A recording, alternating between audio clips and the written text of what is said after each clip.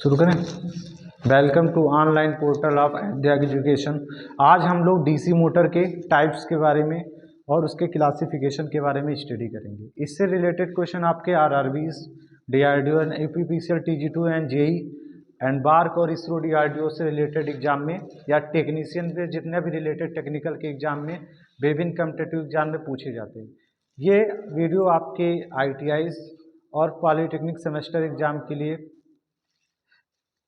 बहुत बेनिफिट होगा और उसके बाद में हम आज उसके बारे में स्टडी करते हैं। सबसे पहले आज हम लोग टाइप करेंगे। सबसे पहले हम लोग क्लासिफिकेशन करेंगे। तो क्लासिफिकेशन ऑफ डीसी मोटर। आज हम लोग डीसी मोटर का वर्गीकरण करेंगे। हमारे डीसी मोटर को दो प्रकार से हम लोग वर्गीकरण करते हैं। सबसे फर्स्ट ऑफ ऑल है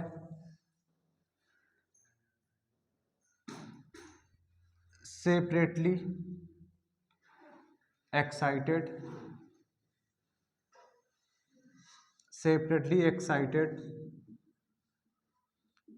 डीसी मोटर। आपका पहला होता है separately excited DC. Separately excited DC motor वो मोटर होता है जिसमें हम लोग फील्ड फ्लक्स बनाने के लिए बाहर से सप्लाई को लगाते हैं, उसे कहते हैं सेपरेटली एक्साइटेड डीसी मोटर। इसके लिए हम लोग बाहर से बैटरी डीसी सोर्स द्वारा कनेक्ट करते हैं। और दूसरा हमारा होता है self excited DC motor. Self excited DC motor वो मोटर होता है जो स्वयं के मैग्नेटिक फील्ड के द्वारा फ्लक्स बनाता है। इसमें क्या होता है, अवशिष्ट चुंबकत्व रेजिडुअल मैग्नेटिज्म का गुण होता है। रेजिडुअल मैग्नेटिज्म का गुण यह कहता है जब किसी चुंबकीय पदार्थ को या लोहे से बने पदार्थ को किसी चुंबक के पास ले जाते हैं तो उसमें चुंबक का गुण क्या हो जाता है, विद्यमान हो जाता है। इस गुण को पदार्थ का हम लोग क्या कहते हैं, अवशिष्ट चुंबकत्व या रेजिडुअल मैग्नेटिज्म।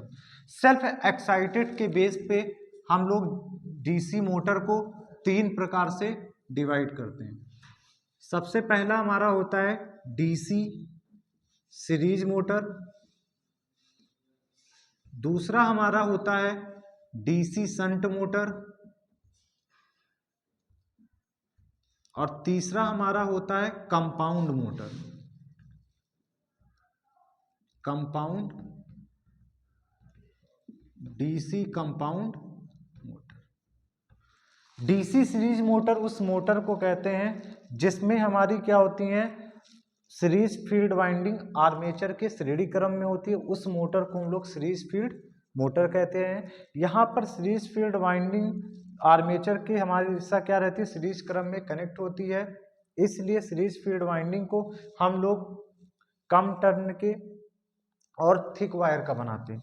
यहाँ डीसी शंट मोटर है, यानी कि समांतर में जब आर्मेचर के समांतर में हम लोग फील्ड वाइंडिंग को लगाते हैं तो उसे कहते हैं DC shunt motor. Field winding समांतर में लगने से इसमें जो फील्ड का रेजिस्टेंस होता है वो ज़्यादा होता है, जिसके कारण इसमें नंबर ऑफ टर्न अधिक होते हैं और इसे हम लोग क्या करते हैं, पतले तारों से बनाते हैं। डीसी कंपाउंड मोटर वह मोटर होता है जब आप डीसी सीरीज और शंट मोटर को दोनों के कॉम्बिनेशन को बनाएंगे तो उसे कहते हैं कंपाउंड मोटर। अब कंपाउंड मोटर हमारा होता है दो प्रकार से। एक होता है डिफरेंशियल कंपाउंड मोटर, डिफरेंशियल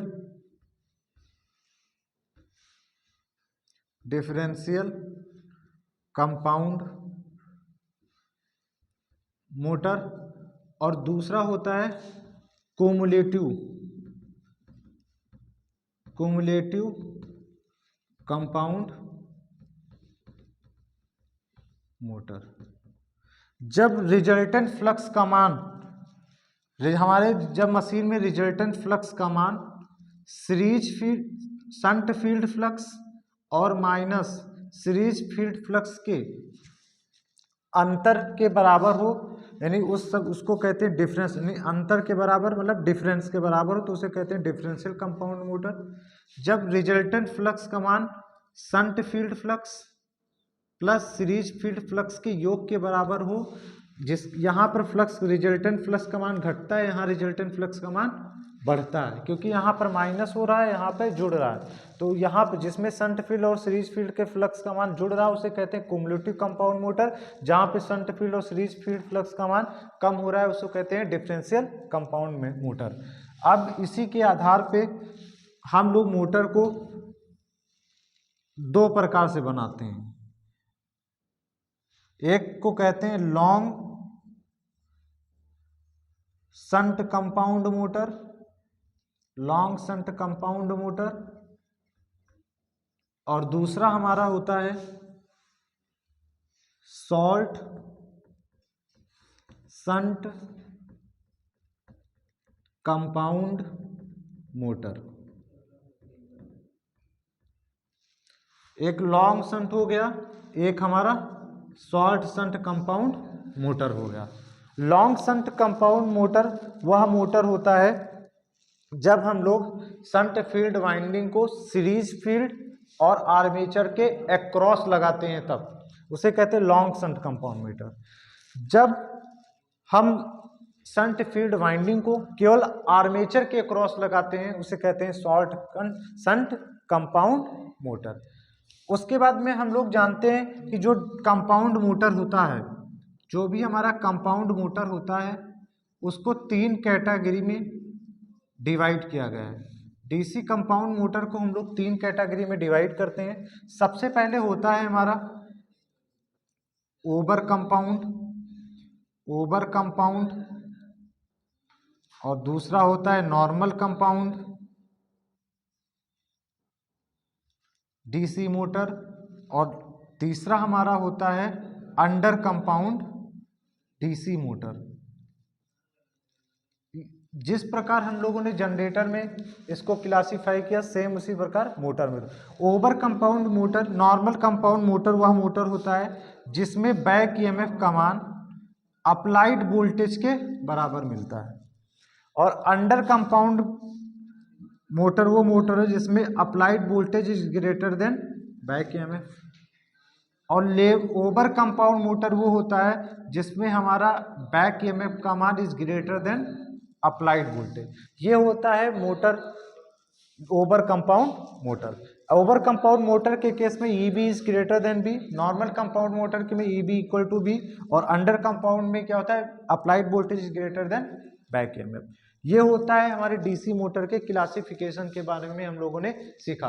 तो हम मोटर को क्लासिफाई क्या करते हैं दो प्रकार से, एक सेपरेटली एक्साइटेड जिसमें बाहर से हम लोग फ्लक्स को बनाने के लिए क्या करते हैं सप्लाई कनेक्ट करते हैं, और एक होता है सेल्फ एक्साइटेड जो सेल्फ के रेजिडुअल मैग्नेटिज्म अवशिष्ट चुंबकत्व के कारण सेल्फ का फ्लक्स बनाता है। उसके इसमें किसी भी बाहरी सोर्स की आवश्यकता नहीं होती फील्ड फ्लक्स को बनाने के लिए।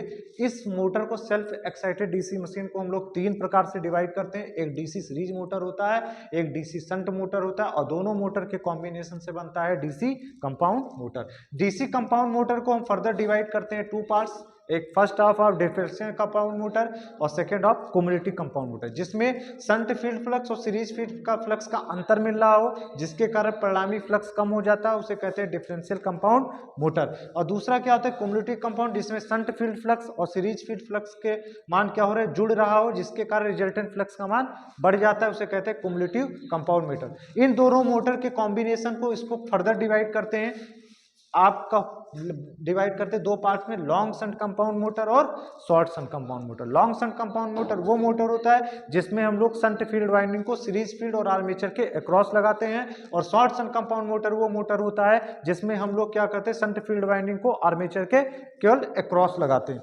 फिर डीसी कंपाउंड मोटर को हम लोग क्या करते हैं फर्दर इसकी एक कैटेगरी तीन पार्ट्स में हम लोग इसको डिवाइड करते हैं जिसे कहते हैं over compound DC motor, normal compound DC motor और अंडर कंपाउंड डीसी मोटर।